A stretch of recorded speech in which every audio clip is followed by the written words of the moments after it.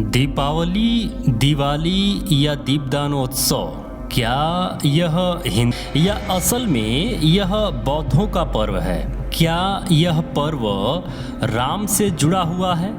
और यदि राम से जुड़ा हुआ है तो फिर बौद्ध इस पर्व को क्यों मनाते हैं? किस तरीके से बौद्धों के इस पर्व को परिवर्तित करके नए नवेले धर्म में एक कथा कहानी बनाकर जोड़ लिया गया, इस न्यूज़ रिपोर्ट के माध्यम से आप पूरी तरीके से समझ पाएंगे कि किस तरीके से यह हिंदू पर्व नहीं है और किस तरीके से यह प्राचीन बौद्ध पर्व है।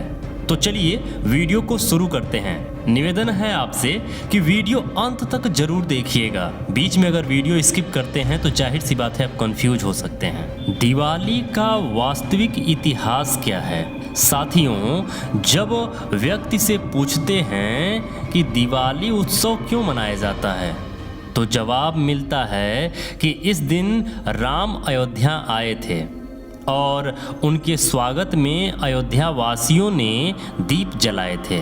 जब राम चरितमानस का अध्ययन किया गया तो पेज नंबर 8 पर स्पष्ट लिखा गया है कि रामचंद्र वैसाखी के महीने में अयोध्या आए थे, जो कि अप्रैल का महीना होता है। तो ये बात सिद्ध हो जाती है कि राम के वजह से दीपावली नहीं मनाई जाती है। यह तो पूरी तरीके से कंफर्म है।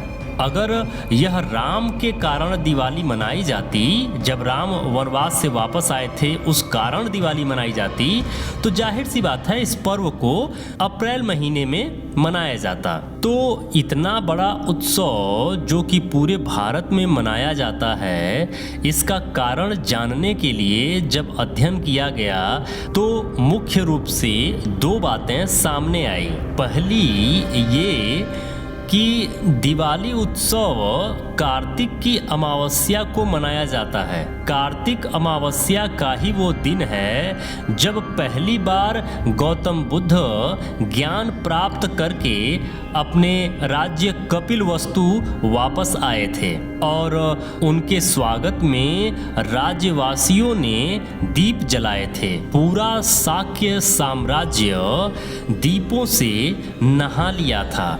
पूरे राज्य में इतने दीप जलाए गए बुद्ध के वापस घर आने की खुशी में, और यह आदेश था उनके पिता राजा शुद्धोधन का।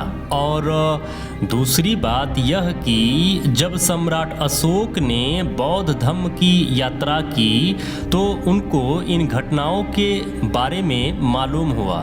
सम्राट अशोक ने प्रण लिया कि तथागत बुद्ध एवं उनके शिष्यों द्वारा किए गए 84,000 उपदेशों को जीवंत करूंगा।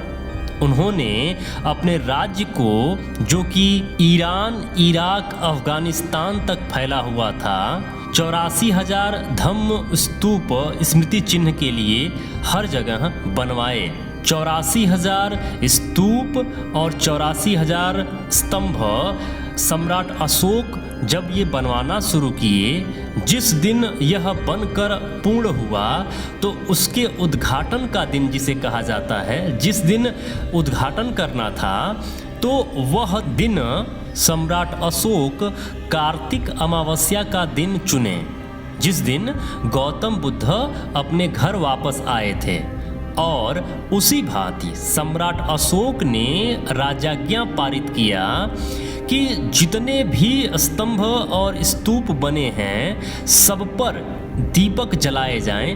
पूरे मगध साम्राज्य को दीप जलाकर इस पर्व को मनाया जाए। सम्राट अशोक का यह आदेश मिलते ही पूरा मगध साम्राज्य के लोग, जो भी जनमानस थे, खुशियों से झूम उठे और हर कोई इस पर्व को इतना बढ़ चढ़कर मनाने लगा कि यह उस समय तो मनाया ही गया, बाकी हर वर्ष कार्तिक अमावस्या के दिन इसको मनाया जाता था। सम्राट अशोक का कथन था कि दीपदान उत्सव का अर्थ होता है ज्ञान का दान, अर्थात बुद्धि का विकास, बुद्ध के उपदेशों का स्मरण करना। आज कुछ लोगों ने इस उत्सव को स्वार्थ नीति के तहत परिवर्तित कर दिया है। मेरी आप सभी भाइयों एवं बहनों से अनुरोध है कि ज्ञान की ओर अग्रसर हों, कोई भी पूजा पाठ न करें, अखंडवाद से दूर रहें एवं दीपदान का सही अर्थ समझकर स्वार्थपूर्ण माहौल बनाएं, पाखंड से दूर रहें, उत्साह से दीपदानोत्सव मनाएं, प्राणियों की रक्षा करें, मानव सेवा करें और पूरे परिवार के साथ इस दीपदान उत्सव को खूब धूमधाम से मनाएं। और अगर आप इसे विधिवत अच्छे ढंग से मनाना चाहते हैं तो सामने प्रतीक के रूप में बुद्ध और सम्राट अशोक का चित्र या मूर्ति रख कर बुद्ध वंदना कर सकते हैं, पंचशील कर सकते हैं, त्रिशरण कर सकते हैं और बारी बारी से बुद्ध के वचनों को, दिए गए उपदेशों को या सम्राट अशोक के द्वारा कही गई बातों को जनमानस में जरूर फैलाएं। वह क्या चाहते थे और वह किस तरह के देश की, राष्ट्र की कल्पना करते थे। एक दूसरे के घर जाएं, एक दूसरे से मिलें, खुशियां बांटें, मिठाइयां बांटें। बस इतना ध्यान रहे, पाखंड से दूर रहें, झूठी कहानियों से दूर रहें, झूठे देवी देवताओं से दूर रहें। यह मुख्य रूप से बौद्ध पर्व है। तो यदि आप बौद्धिस्ट हैं तो पूरे लगन से अपने परिवार के साथ, अपने बच्चों के साथ, अपने रिश्तेदारों के साथ इस पर्व को खूब धूमधाम से मनाएं। जाहिर सी बात है कि प्राचीन काल से दीपदानोत्सव बौद्धों का ही पर्व रहा है, लेकिन किन्हीं कारणों से यदि इस महान पर्व को बौद्ध मनाना बंद कर दिए या रोक दिए या उन्हें भुलवा दिया गया, तो जब आप किसी चीज़ को इस्तेमाल नहीं करेंगे तो जाहिर सी बात है कि जो चतुर प्राणी होंगे उसको कब्जाने का जरूर उपाय वो ढूंढ लेंगे। दिवाली ही नहीं, इसके साथ साथ बौद्धों का बहुत सारा पर्व, आप उन सभी पर्व को जरूर मनाइए जो आपका है। बस मैं इतना ही कहना चाहूँगा, दूर मत भागिए। यदि आपके पिता को कोई दूसरा अपना पिता कह रहा है, मतलब आपके बाप को कोई कह रहा है कि ये मेरा बाप है, तो आप क्या अपने पिता को पिता कहना बंद कर देंगे? ये नहीं कर सकते ना। जो आपकी विरासत है उसे फिर से छीन लीजिए।